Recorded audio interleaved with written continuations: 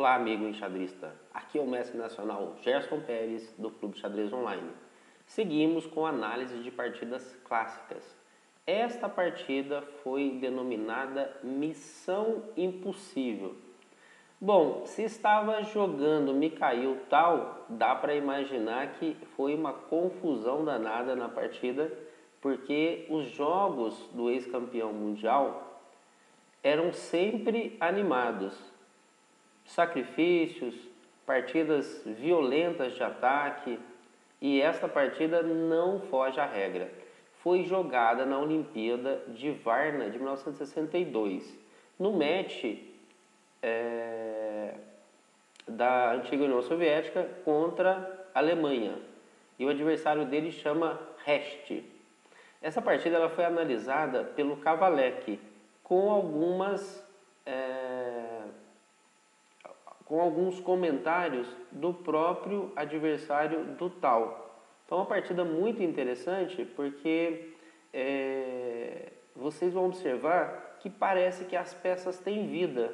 As peças das brancas, conduzida pelo Tal, isso é 1962, ele acabava de perder o título mundial, ele ganhou em 1960 o Botvinnik, 61 teve um match revanche e o Botvinnik tomou o título dele de volta. Isso é 1962, é um ano depois, mas vocês vão observar que o Tal estava em excelente forma técnica.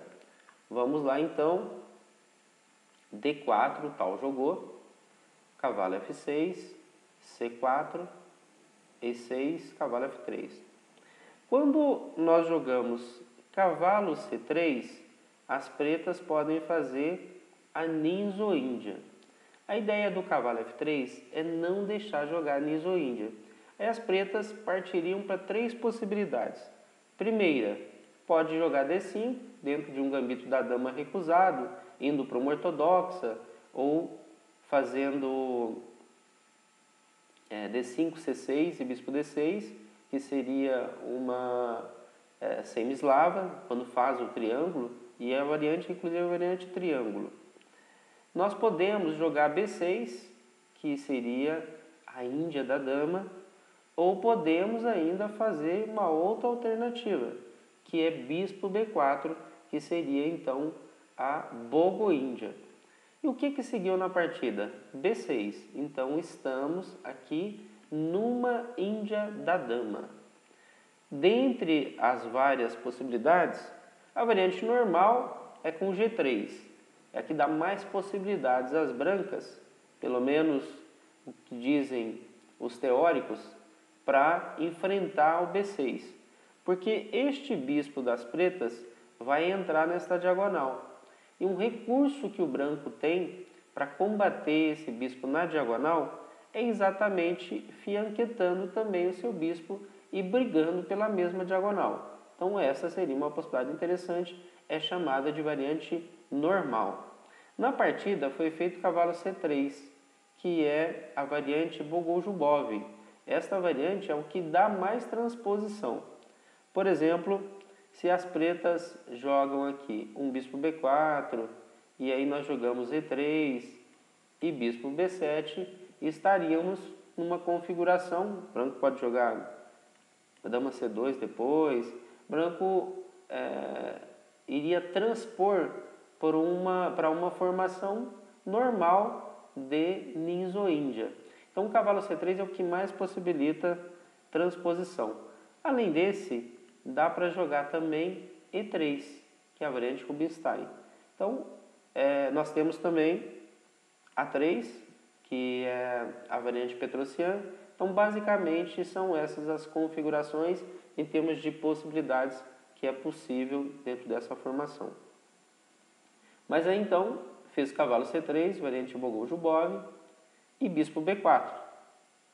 Então o adversário do Tal, o alemão Rest, jogou bispo B4. E pela característica do Tal, vocês já imaginaram que ele não fez dama C2, não fez E3, ele já buscou o contra-ataque. Uma das formas de jogar mais agressivas no xadrez é você não trabalhar muito com a ideia da defesa. Por exemplo, Quando o adversário faz um ataque, geralmente a primeira coisa que a gente pensa é uma defesa. Os jogadores mais agressivos, eles trabalham muito com a ideia do contra-ataque. E nesta partida vocês vão ver que tem muito contra-ataque. Várias posições aqui, o tal joga exatamente valendo da possibilidade do contra-ataque.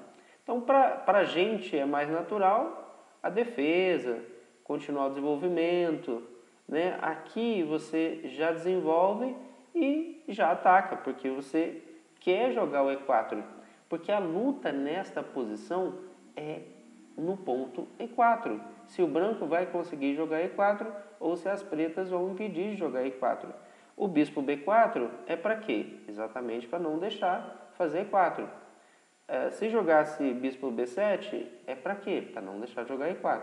Então o bispo G5 trabalha numa linha de contra-jogo, ou seja, eu cravo o cavalo e eu quero simplesmente jogar E4. O que as pretas fazem? Bispo B7, porque não deixa exatamente jogar o E4. Não conseguindo jogar E4, o tal faz E3, que é o normal da linha.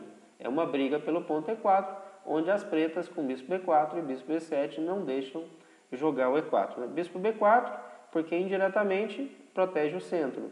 O cavalo não estaria protegendo o peão de E4 porque está cravado. E bispo B7 de forma direta, né? Atuando pelas casas centrais ao longo de toda a diagonal, passando pela casa E4.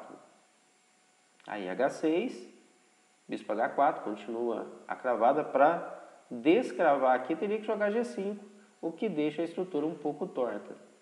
Bispo toma C3, B toma C3 e aí fez D6. Isso aqui é muito natural, porque agora nós temos um bispo só para as pretas ali de casas brancas. E o que é o ideal? Deixar esses peões nas casas pretas. Por exemplo, imagine uma estrutura ideal, cavalo de BD7, dama E7 e E5, e um coque pequeno. Então é muito natural colocar o peão em D6 exatamente para a gente poder colocar o cavalo em D7 e tentar trabalhar com uma estrutura de peões nas casas pretas. Aí volta o cavalo. Esta é uma manobra interessante, porque um jogador normal, digamos assim, né? Um pensamento normal na posição seria bispo E2, rocar, ou até bispo D3 e rocar, completar o desenvolvimento. E por que esse cavalo D2? É porque a gente quer jogar o E4 ainda. E como nós vamos fazer isso? Com F3 e depois E4. Então, veja só como seguiu. E5, que é aquilo que eu falei para passar os peões para as casas pretas. Ó, o F3, dama E7, E4. E agora tem uma manobra muito interessante. O que eu geralmente faríamos nesta posição? Tiraríamos o bispo e rocaria, mas quem está jogando aqui é o tal. O bispo ele tira, beleza. Aí as pretas jogam lá, cavalo F8 para jogar o cavalo E6 ou o cavalo G6. Mas nós rocaríamos, né? Tiraríamos o bispo e rocaríamos. O tal joga C5. E por que isso, gente? É porque é uma luta dos bispos. O que tem o branco? Tem os bispos. E o que tem as pretas? Estrutura melhor de peões. Porque o branco ficou com peões dobrados e peão isolado. Como eu tenho os bispos, eu tenho que abrir a posição para as peças jogarem, para esses bispos jogarem. Então o C5 é para isso. Aí D toma C5 e agora que vem a jogada interessante, D toma E5, deixando dobrados os peões de C e abrindo toda a posição. É claro que isso está envolvendo o quê?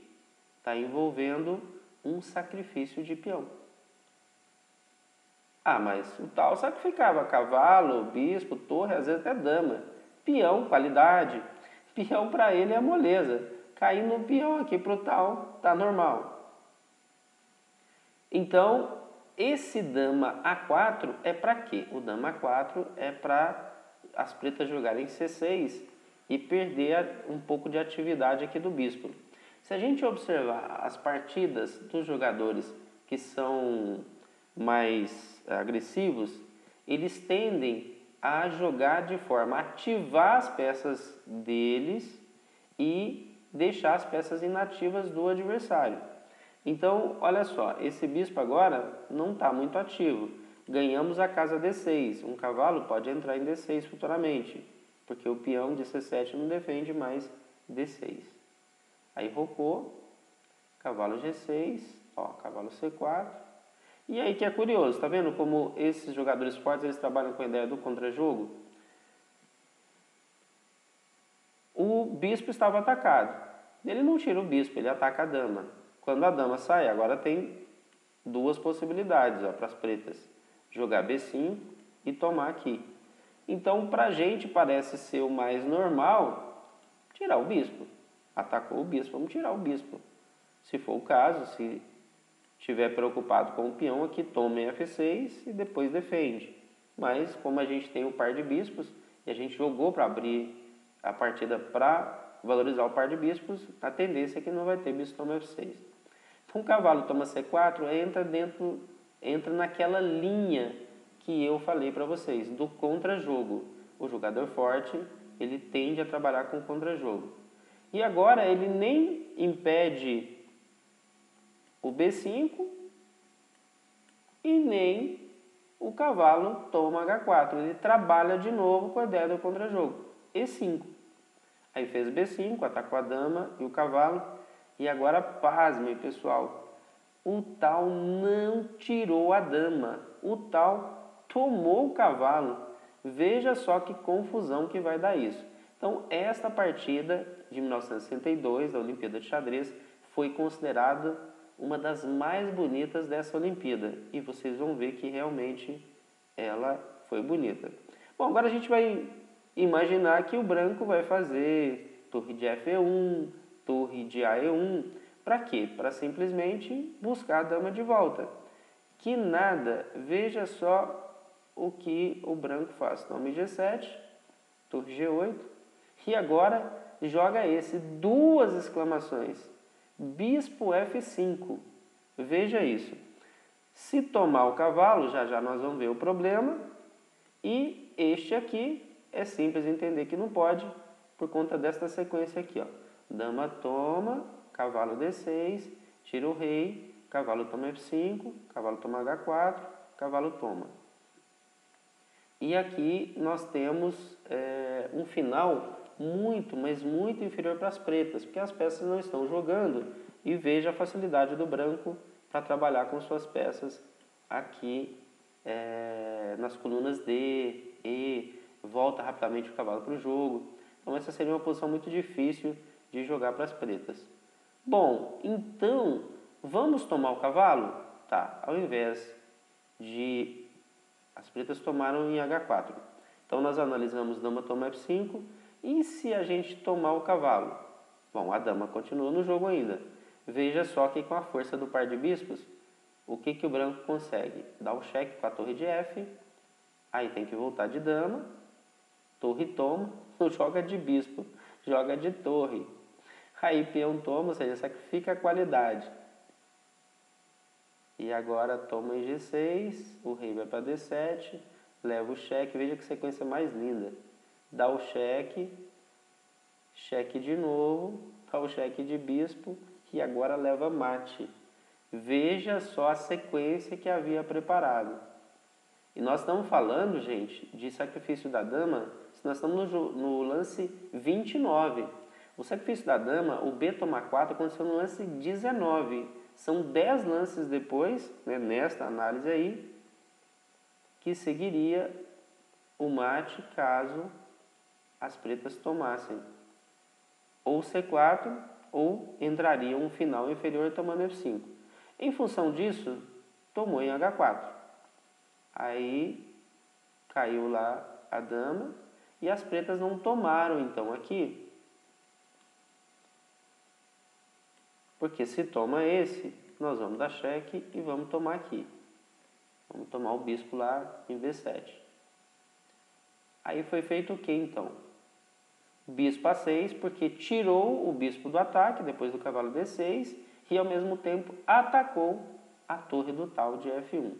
Veja como o tal tratou essa posição, né? Porque agora tira o bispo, aí ficou atacada a torre, né? Então, duas peças atacadas pelo rei, mais a torre atacada ali pelo bispo. E também essa peça está atacada pelo peão. Aí nós voltamos ao bispo atacado, cubro a diagonal e se por acaso tomo o cavalo, eu tomo em A6. E se tomo o bispo, eu tomo de cavalo. Parece mágica, as peças ficam sempre caindo e não pode tomar nada. Sempre tem algum lance onde é possível a gente resolver o problema tático. Impressionante como as peças do tal tinham vida. Aí G3, que estava ameaçando a torre, toma G2. Agora tomou em D6, tomou em A6. Aí cavalo assim, parece uma missão impossível mesmo, né? Porque impressionante como as peças ficavam todas caindo, né? Sem a dama e de repente a gente já tem uma posição totalmente jogável aqui. Essa posição é considerada igual, se a gente coloca ela no computador, tá com igualdade. Aí F6, né, para não entrar lá em B7, torre D1, rei E7, mas é muito mais fácil jogar aqui de brancas. Aí rei D6. Essa torre de B não vai para D1, porque nós queremos jogar a torre B7. Aí faz C4, G4, cavalo E7. Agora a torre B7, porque está cravando. Torre em G8. A ideia, primeiro, que é proteger essa torre. Depois nós vamos tentar os avanços. Geralmente, a gente não deve deixar peça em defesa. A torre de G7, né, estava cravada. E aí a torre vem socorrer essa torre de G7. Aí bispo C4, cavalo D5. E nós vamos entrar neste final super interessante aqui de torres que o branco ganhou. Observa que o branco tem vantagem, né? Por que tem vantagem? São 4 peões para cada lado, mas as torres estão muito mais ativas. E com isso vai pressionando os peões. Nesse momento, então, o branco já conseguiu um peão e a posição fica boa de se jogar. Todo final nós temos que tentar valorizar o peão passado. E com isso, então, o tal tenta valorizar o peão passado e as pretas também vão tentar valorizar o peão passado. Aí deu cheque. E agora dá uma olhada nesse final. Como chega exatamente no tempo certo. Veja só, por que tirou o rei? Para quando jogasse torre G1, a gente ter torre G5. A interposição, né? Você coloca uma peça entre a peça que você quer disparar ali, o peão e a torre. E aí não é possível ele fazer o sacrifício. E aqui abandonou. Por que abandonou? Veja essa sequência. Isso não aconteceu na partida, é só análise. Mas se continuasse a partida, veja os tempos certinhos, olha. E nesse momento tem dama B3. Porque se não tem esse cheque aqui já trocando, é um final que pode até empatar. Porque como tem damas, recentemente até eu fiz um curso aqui no Clube Xadrez Online, chamado ABC dos finais. E eu dividi em grupos. Um grupo foi torres e peões, outro bispo e cavalo em peões, outro só peões. E havia um quarto grupo que era de damas e peões. Então quem acompanhou esse curso viu que finais de damas tem muita possibilidade de empate, porque o raio de ação da dama é muito grande, o jogo está aberto e a possibilidade de um perpétuo é iminente a qualquer momento. Então por que abandonou depois de torre G5? Por conta dessa sequência que vai perder o final de peões.